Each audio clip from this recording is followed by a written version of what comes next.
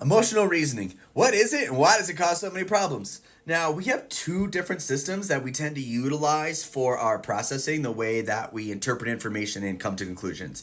We have emotional reasoning and we have more rational reasoning. Now, rational reasoning, we start with a bunch of details and information. We make a conclusion about that information and then we decide how to feel about it. With emotional reasoning, we start with a feeling. We look for details that confirm that feeling, and then we draw conclusions. It's kind of in that realm of a confirmation bias that we talked about in another video. Now, the reason why this causes so many problems is it gets us to distorted views of reality, and we're reacting to realities that aren't really existing.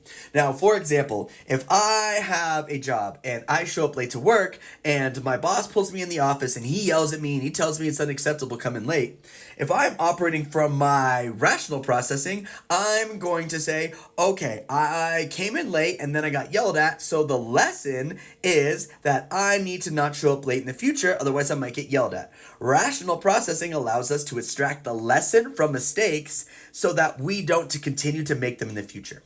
Emotional processing does not. Now, if I'm processing the same experience in a more emotional way, I am late, I show up to work late, and then my boss yells at me, I might think, wow, my boss is a jerk. He's really mean. And because I think this, I can go into work being like, my boss is a jerk. I saw him yell at somebody else the other day. He talks to me sideways sometimes. Sometimes he looks at me and I don't like that. And then I come in late another day and he yells at me and I go, see, he's a jerk, right? I continue to keep coming in late. Then I get fired and I go, he's unfair. This is bull crap. The world's an unfair place. Or maybe I'll go, I'm a piece of crap. I'm incapable. Really, none of those things are true. It's really just I'm showing up late. That's an unacceptable behavior. I needed to learn that lesson. Because I'm processing in an emotional way, I'm concluding lessons like my boss is a jerk, or the world's unfair, or I'm terrible. And this prevents me from actually growing and developing, which I need to do. This happens all the time, and it makes people processing from a more rational place really hard to understand people who are processing from a more emotional place, because their conclusions that they're drawing don't make sense. So I work with a parent, and she has a 22-year-old kid, and her 22-year-old kid recently got evicted, and she then said, I think I should probably just kill myself. And their mom's going, that doesn't make any sense, because lots of people have been evicted today. It doesn't mean that everybody who's been evicted should kill themselves. How are you coming to this conclusion? And I said, it's because you're processing in a rational way, which should be, hey, if I don't have the correct amount of money and I can't pay rent, it has consequences like getting evicted. In the future, I need to make sure I have my finances taken care of. Nope. The daughter processed it as in, I got evicted. That means I'm bad.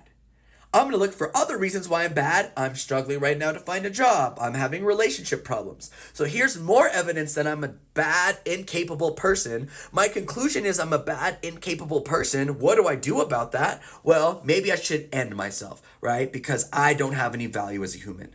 So it just shows why when we use emotional processing, we can come to these really, really negative conclusions that end up hurting us. And it's basically like you're using an incorrect mathematical formula, right? So if I'm doing math and I go, hey, I need to use PEMDAS because that's the correct order of operation to get this conclusion, it's like somebody else coming up and going, no, actually in my formula, I like to do addition and subtraction before multiplication and division. Well, then you're going to get the wrong answer. You're going to get the wrong answer. You can't use the incorrect formula and expect to get the right conclusion.